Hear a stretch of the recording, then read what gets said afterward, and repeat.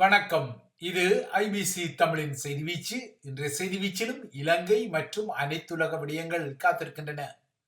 இந்திய பெரியனரின் ஸ்ரீலங்காவுக்கான முதன்மை ராஜதந்திரியான சந்தோஷ் ஜா தமிழரசு கட்சியில் வரும் ஆனால் வராது என்ற பொசிப்பு நிலை தலைவராக உள்ள சிவஞானம் ஸ்ரீதரனை மீண்டும் ஒரு முறை இந்த வாரம் சந்தித்து பேசியிருக்கிறார். நேற்று முன்தினம் கொழும்பில் இடம்பெற்ற இந்த சந்திப்பு குறித்து இந்தியா ஹவுஸ் எனப்படும் இந்திய இல்லம் ஒரு பகிரங்கப்படுத்தலை செய்துள்ளது.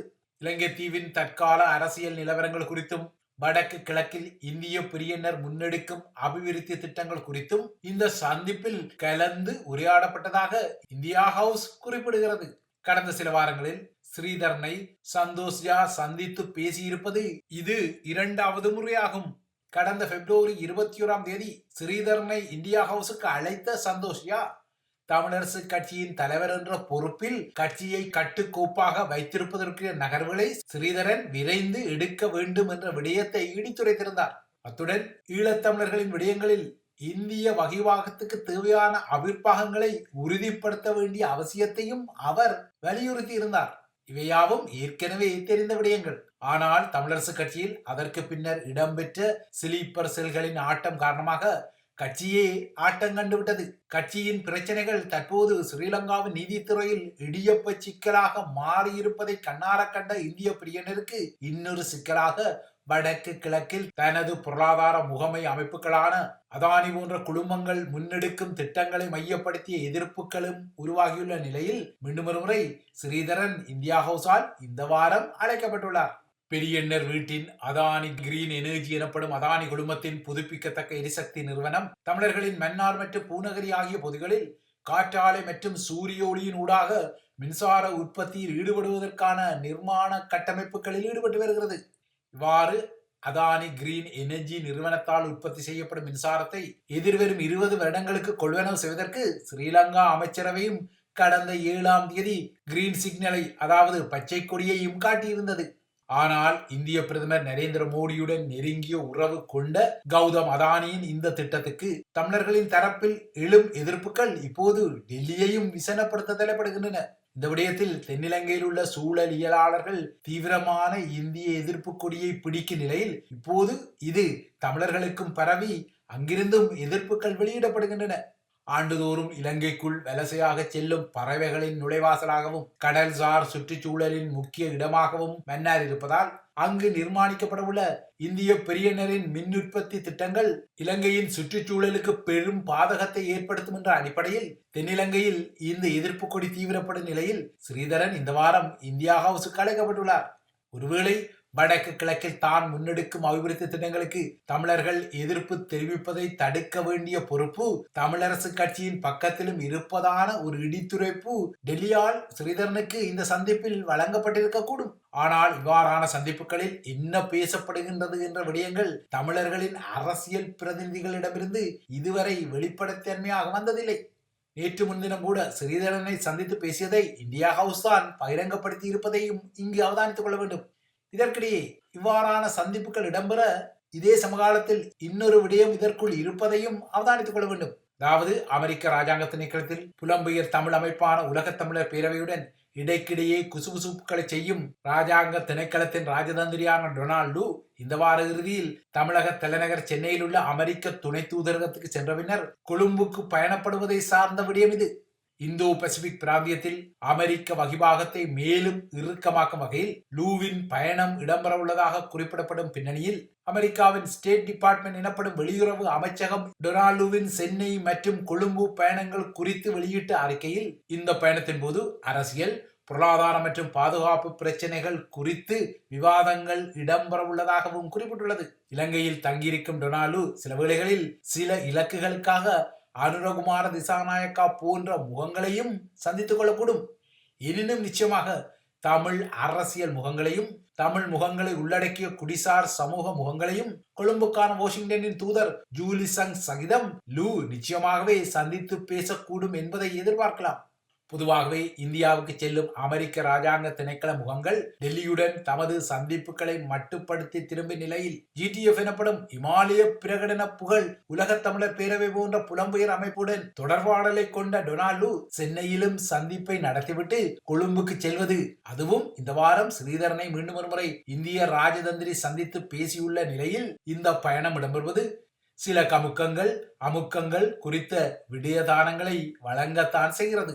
இவை இலங்கையை மையப்படுத்திய விடயங்கள். அடுத்து அனைத்துலக நிலவரங்களை நோக்கிக் கொண்டால், இஸ்ரேலுக்கும் அமெரிக்காவுக்கும் இடையிலான பிரிங்மேன்ஷிப் எனப்படும் மோடி மஸ்தான் அரசியல் வித்தைகளும் கொதிநிலைக்கு சென்று திடீரென ஜூவடிவ திருப்பத்தை எடுக்கும் பாணியிலான ராஜதந்திரங்களும் தொடர தலைப்படுகின்றன. அந்த வகையில் அனைத்துலக மனிதாபிமான சட்டத்திற்கு முரணான வழிகளில் அமெரிக்க ஆயுதங்கள் இஸ்ரேலிய படைகளால் காசாவில் பயன்படுத்தப்பட்டதா என்பது குறித்த ஆய்வுகளை அமெரிக்கா மேற்கொண்ட நிலையில் இவ்வாறான மதிப்பீடு அவசியமானது என நேற்று வெள்ளை மாளிகை அறிக்கையிட்டுள்ளது. ஆயினும் இஸ்ரேல் அனைத்துலக மனிதாபிமான சட்டத்திற்கு முரணான வழிகளில் அமெரிக்க ஆயுதங்களை பயன்படுத்தியமை தொடர்பாக அமெரிக்கா அதிகாரபூர்வமாக இதனையும் பிடிகொடுக்கவில்லை. எனினும் மீறல்கள் இடம்பெற்றனவா என்பது குறித்து ஆய்வுகள் நடந்து வருவதாக கூறுவதன் மூலம் இஸ்ரேலிய பிரதமர் பெஞ்சமின் நெத்தன்யாகுக்கு ஏதோ ஒரு வழியில் வாஷிங்டன் அழுத்தங்களை வழங்க தலைப்படுகின்றது. ஆனால் மறுபுறத்தே அது இஸ்ரேலை பாதுகாத்துக் கொள்ளவும் வழமை போலவே கடுமையாக பிரயத்தனப்படுகின்றது. அமெரிக்க இஸ்ரேலிய உறவுகள் கொதிநிலைக்குள் தள்ளப்படுவதான ஒரு தோற்றப்பாடு உருவாகியுள்ள பின்னணியிலும் ரஃபா மீது இஸ்ரேல் ஒரு பெரிய தாக்குதலை ஆரம்பித்தால் ஏற்றுமதி கட்டுப்படுத்தப்படும் என அமெரிக்க அரசு தலைவர் ஜோ பைடன் எச்சரித்த பின்னணியிலும் இந்த நகர்வு வந்திருக்கின்றது. எனினும் நெத்தன்யாகு அரசாங்கத்தை பொறுப்பேற்க செய்யும் வகையில் அமெரிக்கா நகராது என்ற விமர்சனங்களும் வெளிப்பட்டுள்ளன. இதன் அடிப்படையில் அனைத்துலக மனிதாபிமான சட்டத்திற்கு முரணான வழிகளில் அமெரிக்க ஆயுதங்கள் பயன்படுத்தப்பட்டதா என்பது குறித்து நடத்தப்படும் ஆய்வுகள் ஒரு மிகப்பெரிய ராஜதந்திர ஏமாற்று வேலை என அமெரிக்க வெளியுறவு குழுவில் உள்ள ஜனநாயக கட்சி தரப்பு முகங்கள் விசாரப்படுகின்றன. இந்த நிலையில் அமெரிக்கா மோடி மஸ்தான் வித்தையுடன் இஸ்ரேலுக்கு பக்கப்பாட்டை வழங்கி வரும் நிலையில் உலக அரங்கில் இஸ்ரேல் தனிமைப்படுவதற்குரிய இன்னொரு முக்கிய அடையாளமாக பலஸ்தீனத்தை ஐநாவில் ஒரு முழுமையான உறுப்புரிமை தேசமாக ஏற்றுக்கொள்ள ஐநா பொதுச்சபை நேற்று வாக்களித்தது. பலஸ்தீனத்துக்கு ஐநாவில் முழுமையான உறுப்புரிமை வழங்கப்பட வேண்டும் என்ற இந்த தீர்மானத்தை கடந்த மாதம் ஐநா பாதுகாப்பு பேரவையில் வைத்து அமெரிக்கா தனது வீட்டோ எனப்படும் வெட்டுரிமை வாக்கால் நிராகரித்த நிலையில் ஐநா பொதுச்சபை எடுத்த இந்த புதிய நகர்வின் மூலம் பலஸ்தீனத்திற்கு ஐநாவில் முழுமையான உறுப்புரிமையை வழங்க ஐநா பாதுகாப்பு பேரவைக்கும் அழைப்பு விடுக்கப்பட்டுள்ளது.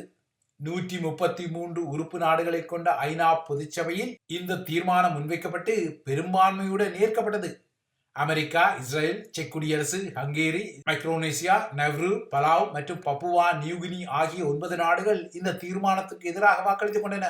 பிரித்தானியா உட்பட்ட 25 நாடுகள் மதில் மேல் பூனைகளாக இருந்து வாக்களிப்பில் பங்கேற்கவில்லை. எனினும் இந்த தீர்மானத்துக்கு ஆதரவாக 143 வாக்குகள் கிட்டியதால் இந்த தீர்மானத்தை பொதுச்சபை ஏற்றுக்கொண்டுள்ளது. இந்த தீர்மானம் கவனமாக வடிவமைக்கப்பட்ட ஒரு தீர்மானமாகும். இந்த தீர்மானம் பலஸ்தீனர்களுக்கு முழுமையான ஐநாவின் அங்கத்துவத்தை வழங்க கோரவில்லை. எனினும் ஐநாவில் பலஸ்தீனத்திற்கு முழுமையான உறுப்புரிமையை வழங்குவதற்கு அந்த தேசம் தகுதியானது என்ற அங்கீகாரம் கிட்டியுள்ளது. பொதுச்சபையில் எடுக்கப்பட்ட இந்த முடிவை இஸ்ரேல் உடனடியாக கண்டனம் செய்தது. ஆயினும் காசா மக்களின் இறுதி புகலிடமாக உள்ள ரஃபா மீது ஒரு பெரிய இராணுவ நடவடிக்கையை எடுக்க தலைப்படும் இந்த நேரத்தில் இந்த வாக்கெடுப்பு நடத்தப்பட்டு அதில் சாதகமான முடிவு வந்ததை பலஸ்தீன தரப்பு வரவேற்றுள்ளது. நேற்று பொதுச்சபையால் ஏற்றுக்கொள்ளப்பட்ட இந்த தீர்மானம் பலஸ்தீன தேசத்திற்கு ஆதரவாக உலகத்தின் கருத்தியல் இருக்கின்றது என்பதற்குரிய வெளிப்பாடாகவும் வந்துள்ளது.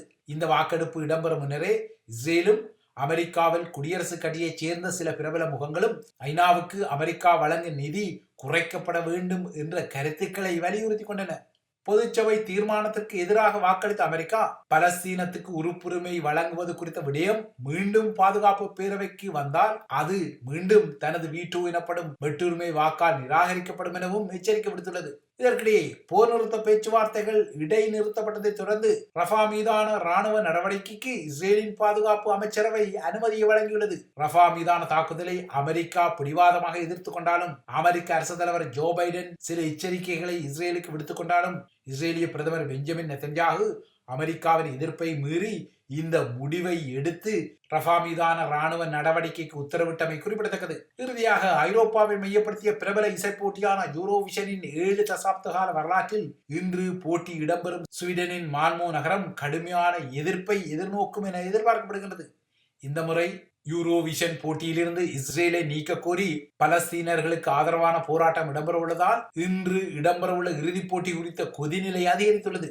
உலகெங்கிலும் உள்ள 150 மில்லியனுக்கும் அதிகமான பார்வையாளர்கள் இன்று யூரோவிஷனின் இறுதிப் போட்டியை தொலைக்காட்சிகளில் கண்டுகளிப்பார்கள். சுமார் 15,000 ரசிகர்கள் நேரடியாகவே மால்மோ அரங்கில் கூட உள்ள நிலையில் இந்த கொதிநிலை உருவாகியுள்ளது. இந்த போட்டியில் பங்கெடுக்கும் 26 நாடுகளைச் சேர்ந்த கலைஞர்களில் இஸ்ரேலிய பாடகர் ஈடன் கோலனும் ஒருவர் என்ற வகையில் இந்த எதிர்ப்பு நிலை உருவாகியுள்ளது. இதுவரை அரசியல் சார்பற்ற முத்திரையை தக்க வைத்துக் கொள்ள யூரோவிஷன் முயற்சித்து வந்தாலும் காசாவில் இஸ்ரேல் நடத்தும் போரின் எதிரொலிகளால் யூரோவிஷன் தனது 7 தசாப்த கால வரலாற்றில் இன்று மிகப்பெரிய அதிர்வுகளை உருவாக்கும் என எதிர்பார்க்கப்படுகின்றது. ஏற்கனவே உக்ரைன் மீதான ரஷ்ய போரால் ரஷ்யாவும் இதே போன்ற ஒரு எதிர்ப்பை யூரோவிஷனில் எதிர்கொண்டமை குறிப்பிடத்தக்கது. இவைதான் ஐபிசி தமிழின் செய்தி வீச்சு. தொடர்ந்தும் ஐபிசி தமிழுடன் இணைந்திருங்கள்.